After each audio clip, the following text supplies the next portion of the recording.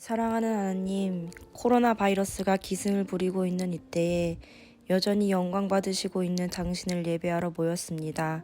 우리가 비록 몸은 함께하지 못하지만 한 마음으로 이곳에서 예배하오니 우리를 받아주옵소서. 우리가 아직 죄인 되었을 때에 그리스도께서 우리를 위하여 죽으심으로 하나님께서 우리에게 대한 자기의 사랑을 확증하셨느니라 하신 말씀처럼 우리를 위해 십자가에 못 박혀 돌아가신 예수님의 고난을 묵상하는 사순절 기간을 지내고 있습니다. 이 기간 동안 더욱 그분의 희생을 기억하고 죽음을 이기시고 승리케 하신 하나님께 감사를 드리는 저희 다드림 공동체가 되게 해주세요. 말씀을 전하실 전도사님께 큰 은혜를 부어주시고 그 은혜가 저희들에게까지 흘러넘쳐올 수 있도록 인도해 주실 하나님께 감사를 드립니다. 오늘도 여전히 살아계셔서 우리와 함께 해주시는 하나님, 예수님의 이름으로 기도드렸습니다. 아멘. 오늘 함께 은혜를 나눌 말씀은 레위기 1장 1에서 4절에 있는 말씀입니다. 우리 다 같이 한 목소리로 봉독하겠습니다. 여호와께서 회막 곧 성막에서 모세를 불러 말씀하셨습니다. 이스라엘 백성에게 전하여라. 너희는 여호와께 짐승으로 제물을 바칠 때 소나 양으로 바쳐라. 만약 바치는 번제물이 소라면 흠없는 수컷으로 바쳐라. 그리고 나서 너희는 그 짐승을 회막문으로 가져다가 여호와께서 그 예물을 기쁘게 받으시도록 하여라. 제물을 바치는 사람은 그 짐승의 머리에 손을 얹어라. 그러면 여호와께서 번제물을 받으실 것이다. 그 제물은 바친 사람을 위한 제물이 되어 그의 죄를 씻어줄 것이다. 아멘. 안녕하세요 친구들. 오랜만에 이렇게 영상으로 말씀을 전하게 되었네요. 지난주 예배는 잘 드렸나요? 지난 주일 아침에 몸살기가 있어서 자가진단 키트를 해봤더니 양성이 나왔지 뭐예요. 그래서 우리 중고등부 친구들한테 감염의 우려가 있어서 부득이하게 함께 예배를 드리지 못했습니다. 물론 지금은 격리도 해제가 되고 아픈 것도 씻은 듯이 다 나았답니다. 우리 친구들에게 건강의 축복이 함께하길 전도사님이 기도할게요. 눈치챘는지 모르겠지만 오늘 본문 말씀은 지난주 본문 말씀과 동일합니다. 사순절을 보내면서 너무나 중요한 내용이기에 영상 설교로 한 번 더 말씀의 은혜를 나누려고 합니다. 지난주 말씀 내용을 기억하고 있는 친구들은 다시 한번 되새기는 마음으로, 그리고 지난주 예배를 드리지 못한 친구들은 새로운 마음으로 함께 예배했으면 해요. 그럼 오늘 본문 말씀을 함께 살펴볼까요? 성경을 처음부터 끝까지 읽는 것을 가리켜 성경 통독이라고 합니다. 교회를 다니고 신앙생활을 하다 보면 성경 몇 독했니? 나 성경 몇 독했어? 라는 말을 하거나 듣게 될 텐데요. 이 말은 성경을 처음부터 끝까지 몇 번 읽었는지를 이야기하는 겁니다. 오늘 함께 살펴볼 본문 말씀인 레위기 말씀은 성경 통독을 마음먹었다가도 포기하게 만드는 성경이다 라는 인식을 가지고 있어요. 성경 통독을 하려다가 창세기 출애굽기만 수십 번 읽는다는 말이 있을 정도로 레위기는 읽기 어려운 성경이라는 인식이 있죠. 왜냐하면 레위기는 조금은 지루하고 따분한 내용, 딱딱한 내용으로 구성되어 있기 때문입니다. 레위기는 이스라엘 민족이 지켜야 할 여러 가지 도덕법들과 절기, 종교법들이 적힌 하나의 법정과도 같은 책이기 때문이에요. 성경이 법전도 아니고 왜 그런 읽기 어렵고 지루한 내용들이 성경에 기록되어져 있는 걸까요? 왜냐하면 당시 이스라엘 민족은 레위기에 나와 있는 방법으로 하나님과 관계를 맺어나갔기 때문입니다. 보다 자세히는 하나님께서 직접 하나님 자신과 이스라엘 사람들이 교제를 나누고 관계를 맺는 방법에 대해서 가르쳐주고 계신 성경이 바로 레위기 말씀입니다.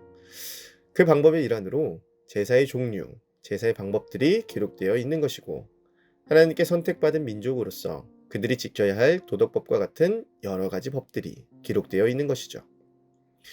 하나님 앞에 올려드리는 제사는 그 목적, 방법, 제물에 따라 그 종류가 다양했어요.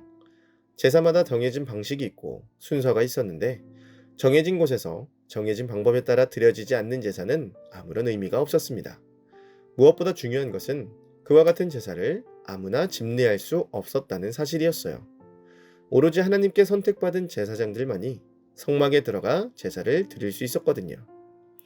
종합해보자면 당시 이스라엘 민족은 선택받은 제사장이 집례하는 제사를 통해서만, 그것도 정해진 곳에서 정해진 방법으로 드려지는 제사를 통해서만이 하나님 앞에 나아갈 수 있었습니다.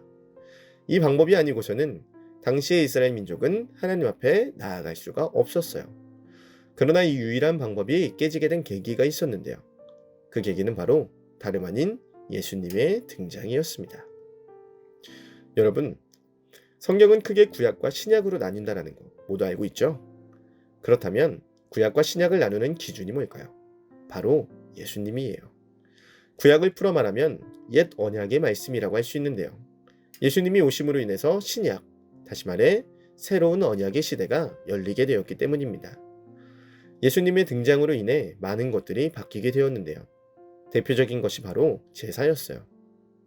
예수님이 오시기 전인 구약 시대에는 이 제사를 통해서만이 하나님 앞에 나아갈 수 있었다고 했죠.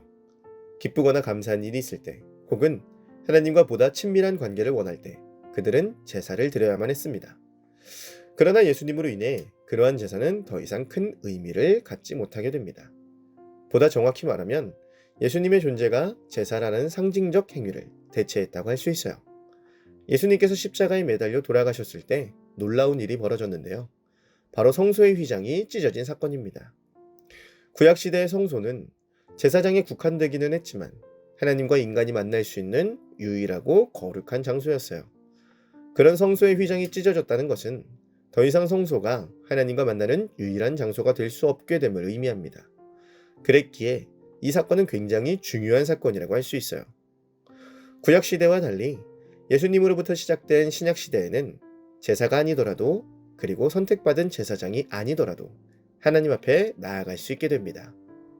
예수님께서 모든 사람들의 죄를 대신 짊어지시고 십자가에 매달려 돌아가심으로 그 자신이 하나의 희생제물이 되셨거든요. 뿐만 아니라 하나님께서는 우리들 한 사람 한 사람을 모두 거룩한 제사장으로 불러주셨어요. 그러니 이제 우리들 한 사람 한 사람이 직접 하나님 앞에 나아갈 수 있게 된 것이죠. 더 이상 구약시대의 제사와 같은 옛 관습에 얽매이지 않아도, 제사장이 아니라는 이유로 하나님 앞에 직접 나아갈 수 없지 않은 바야흐로 새로운 언약의 시대가 시작된 것입니다. 오늘 말씀의 제목은 예수 그리스도입니다. 여기서 말하고 있는 그리스도는 보다 정확하게 예수님을 정의하는 말이라고 할 수 있는데요. 메시아, 구원자라는 뜻을 가지고 있는 말이죠.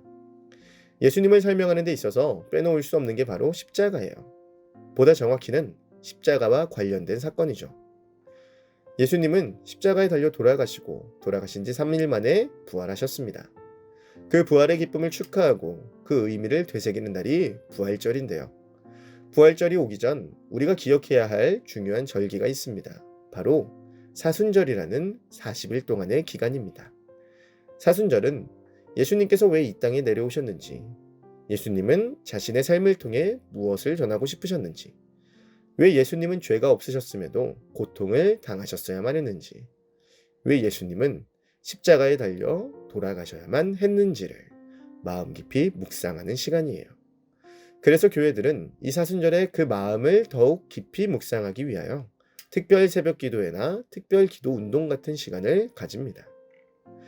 여러분, 예수님의 존재는 우리 믿는 사람들에게 굉장히 커다란 의미를 지녀요. 아니, 기독교 신앙을 가진 사람들에게 가장 중요한 의미를 지닌다고 해도 과언이 아닙니다.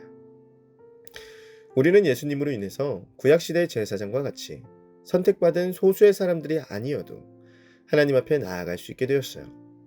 과거에는 하나님 앞에 기도를 올려드릴 수 있는 사람이 제한되어 있었습니다. 제사장과 같은 사람들만이 하나님께 기도할 수 있었죠. 하지만 예수님으로 인해 우리는 누구나 하나님 앞에 기도할 수 있게 되었습니다.